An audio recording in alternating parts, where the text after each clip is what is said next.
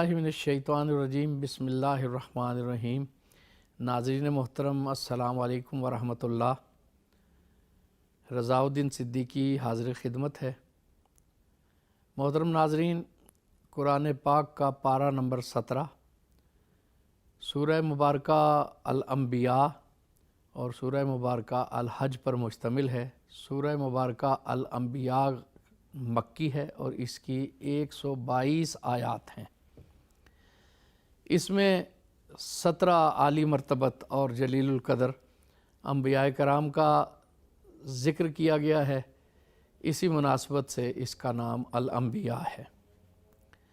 इस सूरह मुबारका की इब्तिदा में दुनिया की ज़िंदगी की तस्वीर कशी की गई है कि वो ज़वाल पज़ीर है, बिलाखिर उसका ख़ात्मा हो जाएगा, इंसान भी फ़ना के घाट उतर जाएगा और ये ज़िंदगी, ये रौनक हस्तबूद, ये रानाइयाँ तमाम की तमाम फ़ना के घाट उतर जाएंगी और बाकी ज़ात तो अल्लाह ज़ुल जलाल वल इकराम की है और वक़ूए क़यामत करीब है। क़यामत का तज़किरा मक्की सूरतों में मुख्तलिफ़ हवालों से है, उस पर मुख्तलिफ़ दलाइल कायम किए गए हैं और दुनिया की बेसबाती का ज़िक्र हमें बहुत मिलता है। इसलिए कि मुशरिकीन मक्का का फ़हम क़यामत को कबूल ही नहीं करता था कि वो हड्डियाँ जो बोसीदा हो चुकी हैं, वो जिस्म जो गल सड़ गए हैं, वो कब्रें जो मिस्मार हो चुकी हैं, जिनके आसार भी नहीं मिलते, वो लोग जिनकी दास्तानें तक अब दुनिया में नहीं हैं, वो दोबारा कैसे ज़िंदा हो जाएंगे, इन रगो रेशों में जान कैसे पड़ जाएंगी, हड्डियों के रेज़े कैसे मुज्तमे होंगे, फिर इनमें गोश्त पोश्त का लिबास कैसे जो है वो आ जाएगा और फिर उनमें रूह कैसे दोबारा वापस आ जाएगी। ये चीज़ें उन्हें समझ में नहीं आती थी। अल्लाह तबारक व तआला की कुदरत का इजहार किया गया कि ये अल्लाह तबारक व तआला की कुदरत है, अल्लाह तबारक व तआला जैसे चाहे कर सकता है। और वक़ूए क़यामत के ज़िक्र में इंसान की जो तख्लीक है, इंसान की जो ज़िंदगी है, कुरान के मुतअद्दिद मकामात पे उसकी तरफ इशारा किया गया कि इंसान की तख्लीक कैसे होती है। आज तो तहकीक उन चीज़ों को खोल के बयान कर रही है जो कि सदियों पहले सिर्फ़ कुरान ही ने बयान की थी कि तख्लीक के मरहले क्या हैं, कैसे इंसान का वजूद अल्लाह रब्बुल इज़्ज़त के हुक्म से तश्कील पाता है, किन किन मरहलों से इंसान का जिस्म गुज़रता है। तो दरमियान जब इंसान की वजूद का आगाज़ होता है तो वो क्या है, चंद जरसूमे हैं ना जो आपस में मिलते हैं, जो कि इस कदर बारीक होते हैं कि नज़र ही नहीं आते।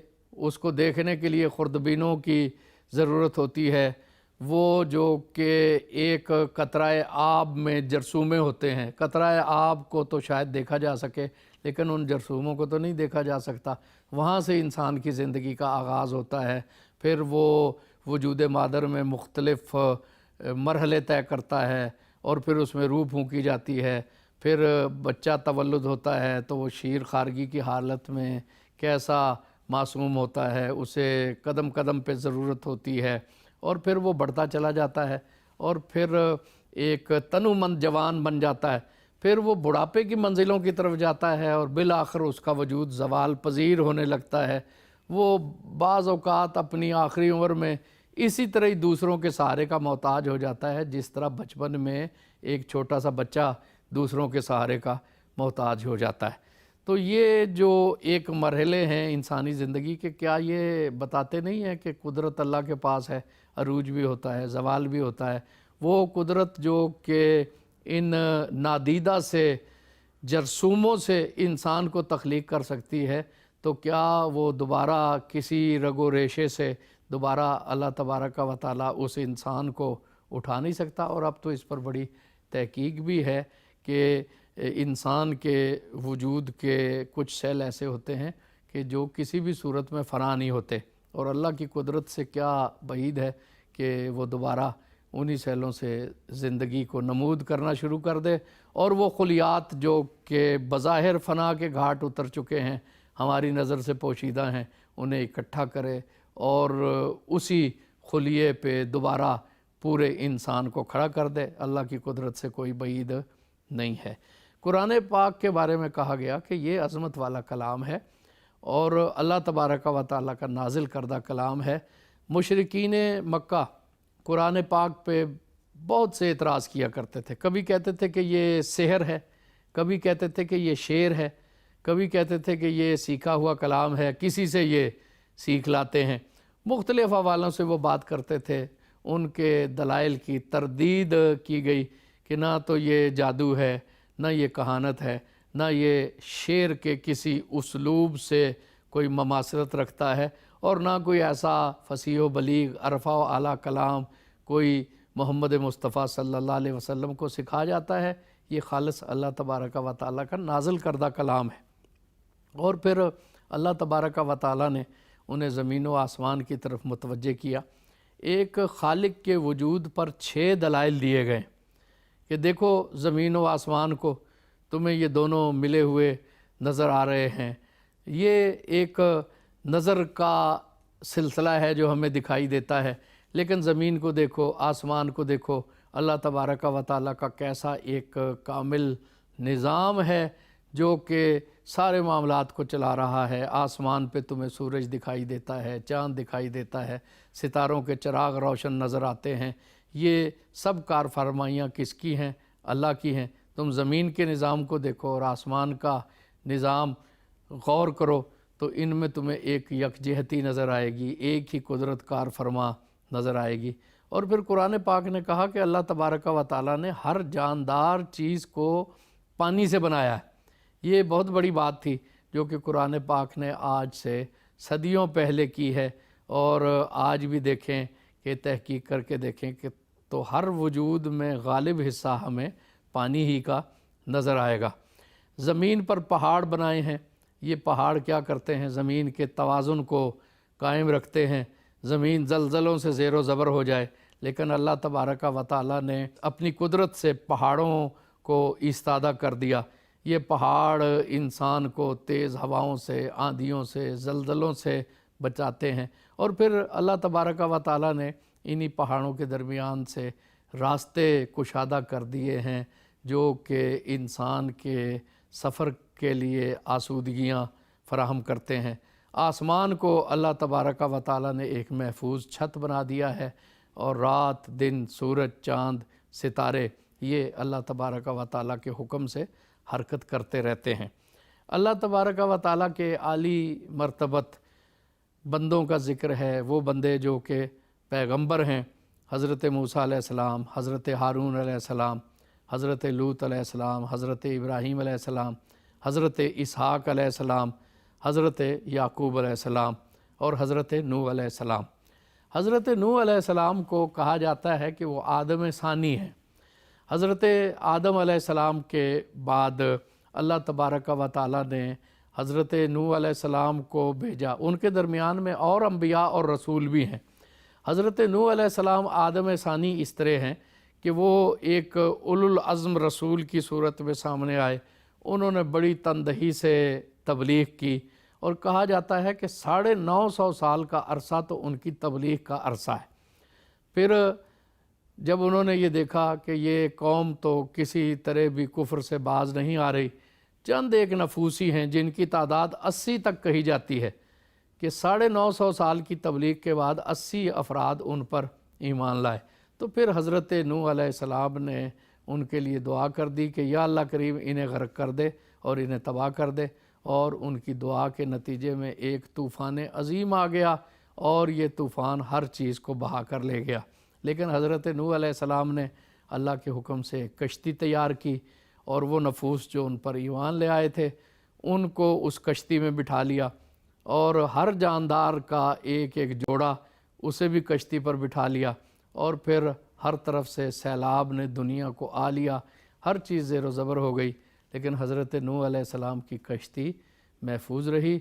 और कहा जाता है कि जूदी पहाड़ जो कि इराक़ में वाक़या है, वहाँ आकर वो कश्ती ठहर गई और फिर नस्ल इंसानी हज़रत नूह अलैहिस्सलाम की औलाद से दोबारा शुरू हुई, इसलिए उन्हें आदम सानी कहा जाता है।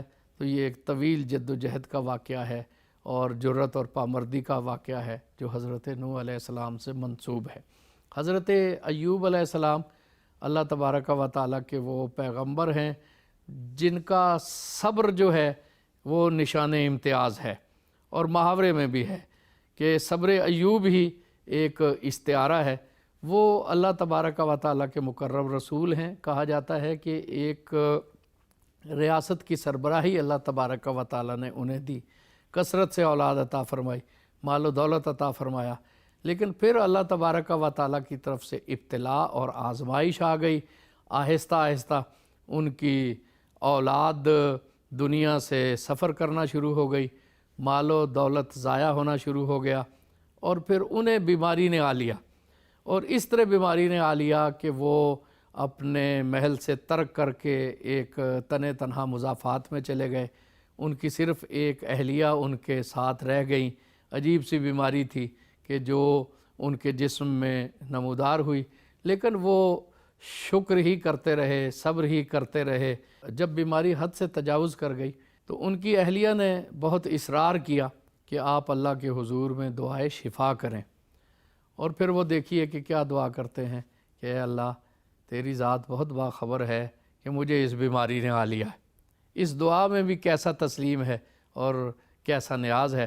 اللہ رب العزت نے انہیں شفا بھی عطا فرمائی، اور پھر ان کے مال اسباب اور ساری ظاہری وجاہت بھی اللہ کریم نے بحال کر دی۔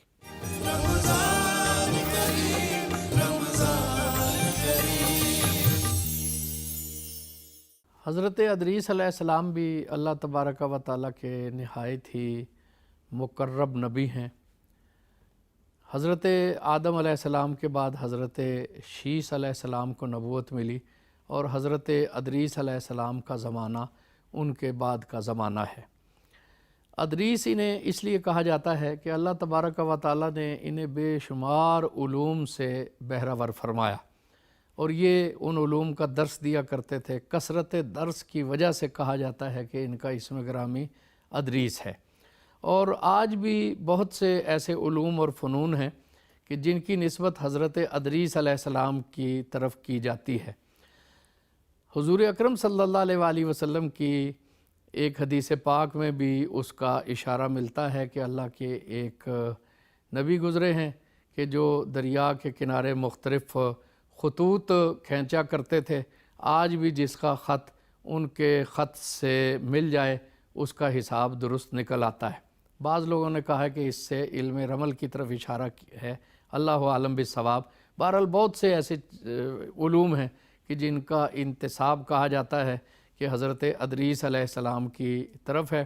جو ارباب روحانیت ہیں وہ خاص طور پر ان کے علوم کا تذکرہ کرتے ہیں۔ ایک اصطلاح ان کی کتابوں میں ملتی ہے رؤوس اربع، کہ یہ 4 نوری وجود ہیں جو کہ حضرت ادریس علیہ السلام کے لیے علوم کے بہت سے تحائف لے کر آسمان سے آئے تھے۔ قرآن پاک نے ذکر کیا کہ اللہ تبارک و تعالیٰ نے انہیں رفعت مکان عطا کی۔ اس کی کیا توجیہ ہے؟ مفسرین کا ایک طبقہ کہتا ہے کہ اللہ کے ہاں جو ان کی قدر و منزلت ہے اس کی طرف اشارہ ہے، اور کچھ نے کہا کہ یہ بھی ان وجودوں میں سے ایک ہیں کہ جنہیں اللہ تبارک و تعالیٰ نے زندہ آسمان پر اٹھا لیا، اور ان کی دعا کے نتیجے میں فرشتے انہیں زندہ آسمان پر اٹھا کر لے گئے، اور یہ بھی حضرت عیسیٰ علیہ السلام کی طرح آسمان میں زندہ ہیں۔ اس کی اصل حقیقت کیا ہے یہ اللہ کریم کی ذات جانتی ہے۔ مفسرین نے دونوں حوالوں سے اس کی تشریح فرمائی ہے۔ سورہ حج مدنی ہے اور اس کی 78 آیات ہیں۔ سورہ حج کا نام اشارہ کرتا ہے کہ مناسک حج کا اس میں تذکرہ کیا گیا ہے، اور حضرت ابراہیم علیہ السلام کے واقعے کا ذکر ہے کہ کس طرح انہوں نے جبل ابی قبیس پہ کھڑے ہو کر حج کا اعلان کیا۔ لیکن اس میں صرف حج کا تذکرہ نہیں ہے، اور بہت سے مضامین ہیں۔ قرآن پاک کی ہر صورت توحید کے، رسالت کے، قیامت کے دلائل پر بھی مشتمل ہوتی ہے۔ تخلیق انسانی کی ندرت پر غور و فکر کرنے کی دعوت بھی دیتی ہے، اخلاقی موعظت بھی اس میں ہوتی ہے، قصص کی طرف بھی اشارہ کیا جاتا ہے۔ اس طرح احکامات بھی دیے جاتے ہیں یہ قرآن کا اسلوب بیان ہے، اس میں ندرت ہے۔ قرآن مختلف اسلوب سے بات کو بدل بدل کر کرتا ہے، اس طرح سننے والا بھی جو ہے وہ غور و فکر کرتا رہتا ہے کہ اب بیان میں تازہ کاری کیا ہے اور اب اس سے آگے مضمون کیا ہے۔ اس میں سب سے پہلے بعث بعد الموت کے دلائل دیے گئے، تخلیق انسانی کی طرف اشارہ کیا گیا، اور دیکھیں کہ انسان کی تخلیق اللہ تبارک و تعالیٰ کرتا ہے، اسے چند ریزوں سے اٹھا دیتا ہے، جیسا کہ ابھی ہم نے تھوڑی دیر پہلے بھی ذکر کیا۔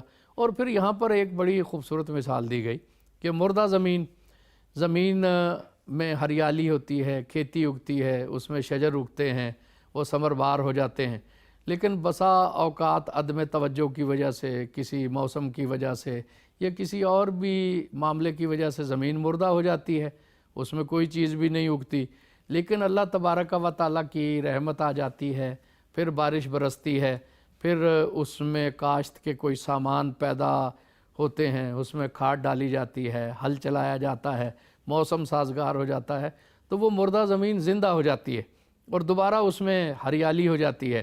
تو زمین بھی مردہ ہو گئی، اس میں نامیاتی مادے نہ رہے، قحط کا سامان ہو گیا، بارش نہیں برس رہی ہے، اور اب اس میں کھیتیاں بھی نہیں ہیں، وہ بنجر زمین ہے۔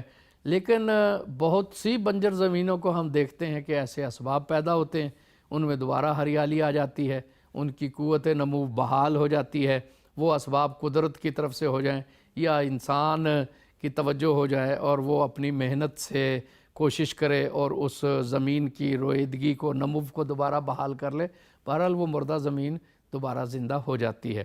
تو جب اللہ تبارک و تعالیٰ کی قدرت سے مردہ زمین دوبارہ زندہ ہو جاتی ہے تو انسان کا مردہ وجود دوبارہ کیوں نہیں زندہ ہو سکتا؟ جس طرح زمین کی قوت نمو بحال ہو سکتی ہے تو پھر انسان کی زندگی بھی بحال ہو سکتی ہے۔ لیکن یہ ساری نشانیاں ان لوگوں کے لیے ہیں جو کہ تفکر کرتے ہیں، تدبر کرتے ہیں، جو اہل ایمان ہیں۔ اسی لیے یہاں پر اہل ایمان کی علامات کو بڑا کھول کھول کر بیان کیا گیا ہے۔ اہل ایمان کی علامات کیا ہے؟ کہ وہ اللہ تبارک و تعالیٰ کا خوف رکھتے ہیں، ان کے دلوں میں خشیت الہی ہے، انہیں پتہ ہے کہ ہم اللہ کے حکم کے پابند ہیں، اللہ کے بندے ہیں، ہم نے قبر میں جانا ہے، ہم نے روز حساب اللہ تبارک و تعالیٰ کی بارگاہ میں کھڑا ہونا ہے اور اپنے اعمال کا جواب دینا ہے۔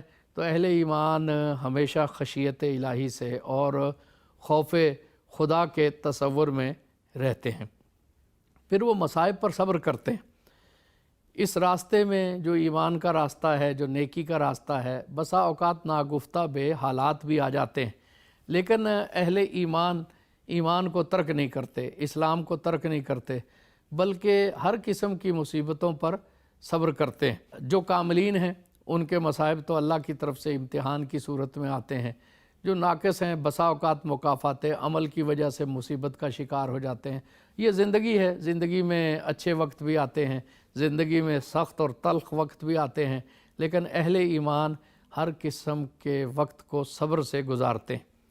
نماز کی پابندی کرتے ہیں۔ نماز کی پابندی ایک ایسا شعار ہے جو کہ اسلام سے اور ایمان سے ان کی مسلسل وابستگی کا عملی اظہار ہے۔ نماز اسلام میں اور کفر میں فرق ہے۔ ایک شخص ایمان لے آتا ہے، اسلام کو قبول کر لیتا ہے، تو ماحول اور معاشرے میں کیسے ظاہر ہوگا کہ یہ مسلمان ہے؟ اس کا جو سب سے بڑا امتیازی نشان ہے وہ نماز ہے۔ جب وہ 5 وقت نماز پڑھتا ہے، محلے کی مسجد میں آتا ہے، مومنین سے اس کا ایک تعلق ہے، تو سب کو پتہ ہے کہ یہ شخص مسلمان ہے، اسی لیے 5 وقتہ نماز کا پابند ہے۔ تو نماز ایک مسلمانوں کا شعار ہے، مسلمانوں کا نشان امتیاز ہے، اہل ایمان کے لیے معراج ہے، اور کفر اور اسلام کے درمیان واضح فرق کی نماز ہے۔ روزہ تو انسان رکھتا ہے تو وہ اسے خبر ہے یا اللہ کو خبر ہے۔ زکوٰۃ انسان بسا اوقات پوشیدگی سے بھی دے سکتا ہے۔ حج پہ جب وہ جاتا ہے تو کسی کو خبر ہے، کسی کو خبر نہیں ہے، لیکن نماز ایک ایسی چیز ہے کہ جس کی خبر زیادہ ہوتی ہے اور پورے اہل علاقہ کو ہوتی ہے، اور نماز کے ذریعے سے یہ اظہار ہو جاتا ہے کہ یہ شخص اللہ کو ماننے والا ہے، اور پھر وہ نیک مصارف میں خرچ کرتے ہیں۔ جس طرح اللہ سے تعلق ضروری ہے، اسی طرح اس کی مخلوق کی بھلائی بھی ضروری ہے۔ جس طرح اللہ کو سجدہ کرنا ضروری ہے، اسی طرح اللہ تبارک و تعالیٰ کے مخلوق کا بھلا سوچنا بھی ضروری ہے۔ تو بالعموم جہاں بھی نماز کا ذکر آتا ہے وہاں زکوٰۃ کا یا صدقات کا ذکر ضرور آتا ہے، تاکہ یہ نہ ہو کہ انسان صرف رہبانیت کو اختیار کر لے اور مخلوق کا بھلا نہ سوچے۔ مناسک حج کا ذکر کیا گیا حضرت ابراہیم علیہ السلام کے حوالے سے، اور اس اعلان کا ذکر کیا گیا کہ جب وہ بیت اللہ شریف کی تعمیر سے فارغ ہوئے تو اللہ کے حکم سے انہوں نے جبل ابی قبیس پہ کھڑے ہو کے اعلان کیا، اور کہا جاتا ہے کہ اللہ تبارک و تعالیٰ نے اس اعلان کو پوری دنیا میں پھیلا دیا، اور ہر جاندار نے اس اعلان کو سنا، اور وہ روحیں جو ابھی اس دنیا میں منتقل نہیں ہوئی تھی انہوں نے عالم ارواح میں اس اعلان کو سنا۔ وہ خوش قسمت لوگ ہیں کہ جنہوں نے اس پہ لبیک کہا۔ جو سعادت مند لوگ ہوتے ہیں انہیں حج بیت اللہ کی سعادت بھی نصیب ہوتی ہے، اور زندگی میں متعدد بار اس گھر کی زیارت، طواف، عمرے کا شرف بھی حاصل ہوتا ہے۔ یہ اللہ کا مبارک گھر قیامت تک کے لیے اللہ کی رحمتوں اور برکتوں کا سبب ہے۔ اسی سورہ پاک میں جہاد اور قتال کی اجازت دی گئی۔ 70 آیات اس سے پہلے ایسی اتری کہ مسلمانوں کو کہا گیا کہ صبر کرو، ابھی وقت نہیں آیا، ابھی آپ نے ہتھیار نہیں اٹھانے، لیکن اس سورہ مبارکہ میں اجازت دے دی گئی کہ جو بھی تم پہ یورش کرے اب آپ اس کا جواب دے سکتے ہیں۔ اور جہاد ایسا نہیں ہے کہ کوئی صفاقانہ عمل ہے، جہاد کی حکمت یہ بتائی گئی کہ دشمن جب خود سر ہو جائیں اور اہل کفر مومنوں کا راستہ روکنے لگیں، وہ خیر کے راستے میں مزاحمت کریں، تو خیر کو بحال کرنے کے لیے جہاد ہے، دہشت گردی کے لیے جہاد نہیں ہے، انسانیت کو اپنا مطیع اور غلام بنانے کے لیے جہاد نہیں ہے، بلکہ جہاد تو اس لیے ہے تاکہ خیر کا فروغ ہو۔ اور پھر اس کے ساتھ ساتھ کچھ تشریحی احکامات پر اس صورت کا اختتام ہوتا ہے، جیسے نماز، زکوٰۃ، جہاد فی سبیل اللہ۔ رمضان کریم، رمضان